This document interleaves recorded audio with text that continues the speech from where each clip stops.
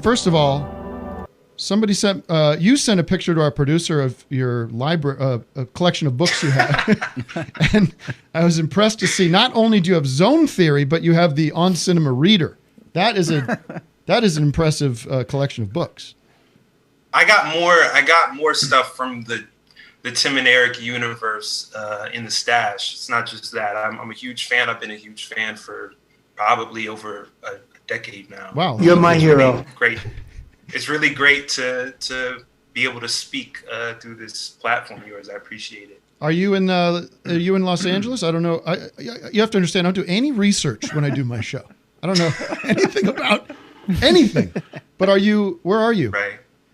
I'm in New York City. Oh, there I invited Zach Fox, who's a Black comedian based in LA, onto this show too, but I actually think he's asleep right now, but he's on your time. Well, let's he's call actually him. A friend of Steven's of Thundercats. So. Oh, okay. Well, maybe I'll have him call in during the Thundercat hour of the show. The Thundercat. That would make sense. That would make sense too. Yeah. So, where do you want to begin? I should have. It's tough. I should have thought. It's too big of a conversation, right? To just. Right. I just want to have you on and say, first, like maybe just a little history or a little background from you. Like, how did you become? I don't want to say the word radicalized, but I saw that on Twitter about people saying like somebody asked like, when did you kind of become? Again, I don't want to say the word radicalized, but you become maybe disillusioned with the Democratic Party, or how did you become politically awakened or aware? I got hairy legs. Are you gonna have to mute Doug? it's you know what? That was not me. I only got like 10, 15 minutes. Right? I know. So I'm like, how do I get Z, this in? if you would like me to, if you would like, my hands are up. I'm not touching it. I'll be happy to mute them. I love it. Okay. Yeah. Last one. I'll take a break. I actually, if you don't mind, like, given I only have so much time, I kind of want to start with like the moment we're in, like with police brutality, please, white supremacy and racism and all these different things. And I just kind of want to make the point that I feel like we're trying to compartmentalize, maybe not trying, but we're compartmentalizing issues here. We're kind of like talking about racism. We're talking about police brutality in a vacuum almost, when we're talking about the institution of policing, we're talking about something that you can tie directly back to slave patrols. And when we're talking about policing as an institution, something that's upheld by a government that's controlled by the capitalist class and controlled by the property class, and all of this is happening on a broader backdrop of a socioeconomic system of domination that we call capitalism. Mm-hmm. So it's like, it's tough. It's tough to kind of piece everything together, but it's necessary, because when you can kind of look at things from that angle, you kind of realize that we can't really legislate some kind of systems change given that, especially in the US, where capitalism, it developed out of chattel slavery, right? All of this stuff, the social systems of domination, the economic systems of domination, they're all interconnected. And believe it or not, in different contexts around the world in the past 100, 200 years, there's been discussions about, let's just get socialist representation. Let's get legislation from Europe to Japan. The tip of the 20th century, people were talking about this. Yeah. So there's a lot of history to unpack there. I don't want anyone to just take my word for it, but there's a lot of, context to it. And so that basically, puts us in a position where we really have to start talking about how do we get at capitalist relations, and how do we get at these like hierarchical, authoritarian power relations, mm-hmm. starting from where we're at, and I listened to Office Hours. So I listened to the episode where you had Steve from Pavement on, and I really liked what you said about how you really appreciate it when people can actually speak to the imagination, speak to what actually can be, what the alternative can be. And I actually think that the left, whatever that means now, up until this point, hasn't really done a great job of doing that. We do a really great job of explaining how fucked up things are in really great detail. But I think in this moment, we have to kind of sit with the fact that the radical change that we really want and that different people are envisioning, it's not going to fall from the top. And it's crazy, you know, in this moment where with the rebellions and the crazy shit that's been going on, our organization has been getting more attention for that reason. People are seeing, okay, what we've been doing isn't cutting it. Maybe I have to explore some radical strategic alternatives because shit as a whole is about to get very radical, whether you want it or not. Yeah. You know? We're all in a burning house. Yeah. We're all in a burning house. It's gonna come to everybody. Yeah. And I mean, whether it's climate or just the very concept of capitalism where there needs to be an exponential growth. So if anybody that's an economist can explain to me how you can have a company and have that company have exponential growth without unlimited resources, that doesn't compute. At some point, it falls apart. At some point, it's a pyramid scheme. It's a Ponzi scheme that is starting to collapse.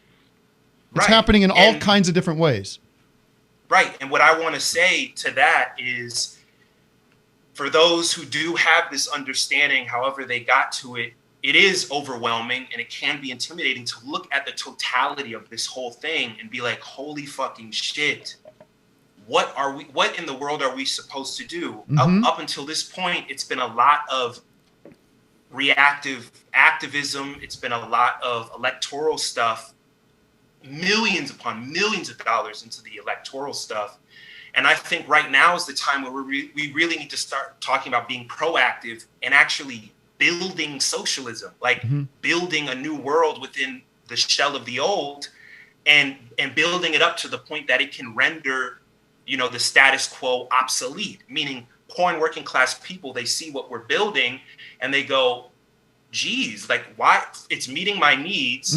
I have more autonomy. I have control of my life and in my community. Yeah. Why in the fuck am I going to go join this like mini dictatorship? Because that's what the workplace is for most people. It's a dictatorship, every single one. Right. You have a hierarchy, you have that pyramid, and you have a group of shareholders at the top, and they're scraping off the surplus, and they're throwing you scraps, and scale that all the way up. Right. And it's that pyramid scheme that you were talking about. And so our organization and our partner organizations, more specifically Cooperation Jackson, based in Jackson, Mississippi, we're basically using a lot of institutions that come out of what we call the solidarity economy movement. So worker cooperatives, community land trusts, credit unions. There's not enough time for me to unpack each of these different things, but I actually want to zero in on the cooperative bit because I think it's because when we're talking about worker cooperatives and different structures of that, we're talking about breaking the employer-employee dynamic in relationship, because that's what we want. We want to live in a world without bosses, and so a lot of people don't really understand freedom, freedom and liberty, and responsibility, and humanism. So that humanism. So it is strategically selfish in a good way. I don't know if selfish can be used in a good way, but it is strategically advantageous for me. It can. Well, it's strategically advantageous for me to be good to you. Not because I'm worried about going to hell or I'm worried about going to jail, but it's because then odds are you're going to be good to me. Right. And we're going to take care of each other. But we gotta like elevate to the level of like talking about institutions, talking about really like money and power, and how we're actually relating to each other in an economic sense. And that's kind of like, that's the most intimidating bit, but it's the most important bit. It's why we're so focused on labor. And in our context as Black people, we're trying to build in self-determination. We're trying to build a cooperative economic base. We're trying to, what we say, free the land so that we can really carve out a space where we don't have to deal with the police, coming in and doing what they've been doing since the slave patrols. And we want to be able to build in this way in a broader coalition with people of other ethnic, racial backgrounds, people all around the world. And so right now we're really in this moment, my organization in particular, of trying to really communicate the vision for an eco-socialist society, the society that we want to see in a really creative and exciting way. And we're also having conversations with creatives, artists, comedians. Well, I wanted to have Zach on, and he can speak to this himself whenever I guess he's on the show. Zach Braff is going to be joining us, folks. Zach Fox, because in comedy, as a Black comedian, he's already he's well read on all this different shit that I'm talking about. And his practice is organizing amongst other Black comedians in a cooperative way, and then using, after they've paid their bills and they're comfortable and the business costs are taken care of, using that surplus and putting it in a fund for other people to build in the exact same way so that we can all start cooperating with one another. And that's kind of like the idea, the nugget that we're trying to get out to people. And we're trying to make it easier for communities to develop in that way, because there's so many barriers just to do that, So how do people, noobs, I hate saying noobs, like I'm some kind of gamer, but how do people there's a lot of people that are very educated on this. A lot of my listeners are, a lot of my listeners are very aware. I also didn't want to say woke. I'm trying to stop using all these buzzwords, but where do they go to I think some people might be, this is breaking my brain. I don't understand. How do we stop this? So where do people start? Where do people go? And let's give them something positive and some place for them to go to explore and learn more. Right. I would actually say Black Socialists, plural.us. And a part of why our platform has gotten so big in the last few years is because of the educational work we've been trying to do with very limited resources. But we've been distilling a lot of these concepts down to some key things in a lot of different ways. And we have a lot more work to do actually on that front. Cool. Yeah, but Can I ask a question? BlackSocialist.us is a good Doug's place. got a question, and then we'll wrap things up because we have a busy. I could do the show all day. I wish I could do the show all day. Maybe I should do that 8-hour show every week. I'm like Dylan. What do you got there? Well, I'm just wondering, the word socialist scares a lot of people away. So, of course, what do you say to someone who hears that word and immediately says, well, that's, they're just turned off immediately by that?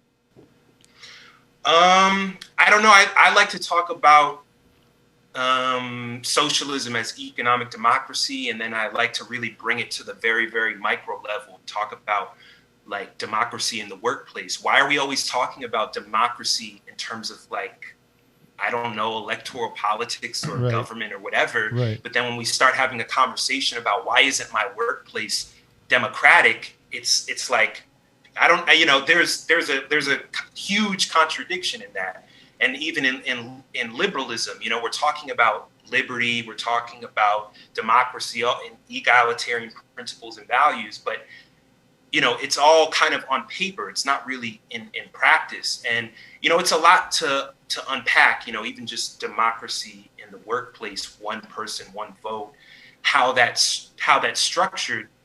But I think people need to understand capitalism is like I said before, that is the dictatorship in the workplace. It is the centralization of power. It is the hierarchy.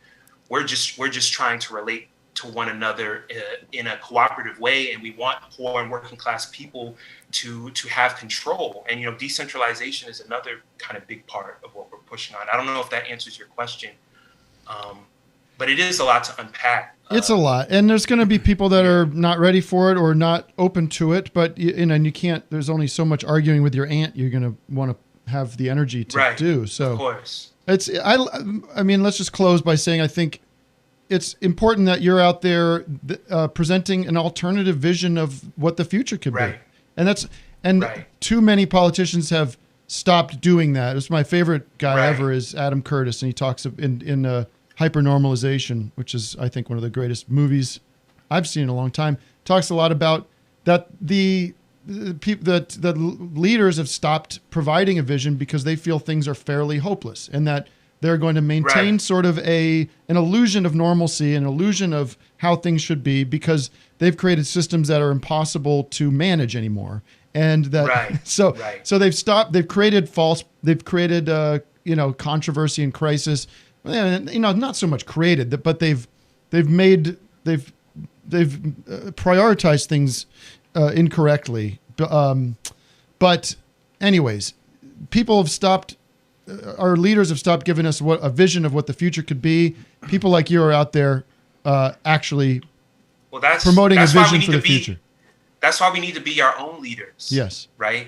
This has to be bottom up. If we keep looking up, like this crazy, beautiful world is just going to drop. Our time here is short. Yeah. Our time here is short. Yeah. Use it wisely as you can. Z, I have a quick question. It has to be quick. Very quick. I don't know if this is controversial if you want to answer this, but what do you say to people that don't want to vote for Joe Biden? Tough stuff, Z. Vic brought it. Sleepy-eyed Vic has come with. I'm just curious. I'll say you have the harm reduction kind of take that, like, for example, Noam Chomsky has put out. Noam Chomsky's a big supporter of our org. Mm-hmm. I personally, I understand. I think that's a logical position.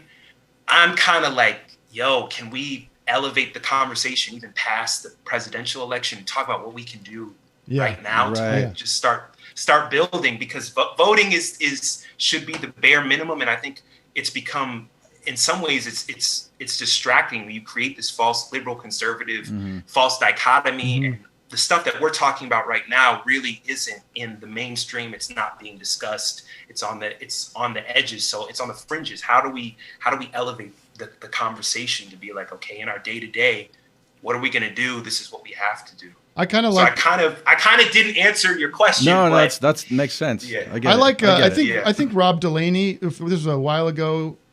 I don't know where he is now, but he just said, you know what? I think I'm not going to really comment too much about the presidential election. My energy is going to be focused on smaller races, Senate races, congressional districts, like that kind of stuff. That's just like, he's not really saying like, here's who I'm going to vote for, or who's not going to vote for, but it's just sort of like there's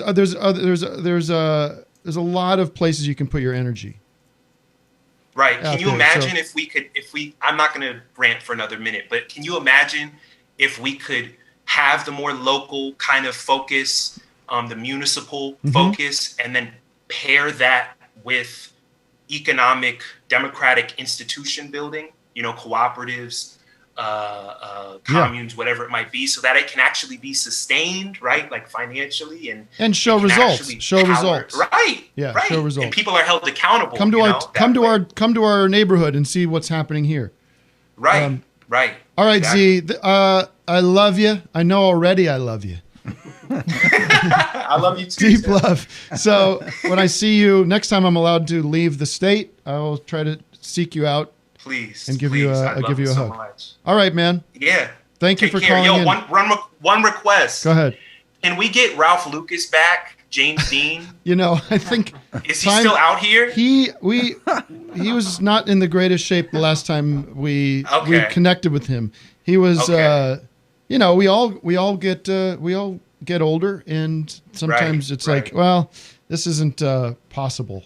I haven't checked in a while, but he's one of the greatest people we've ever worked with. He's going to be a dead man soon. I love you guys too. All right, man. Take care.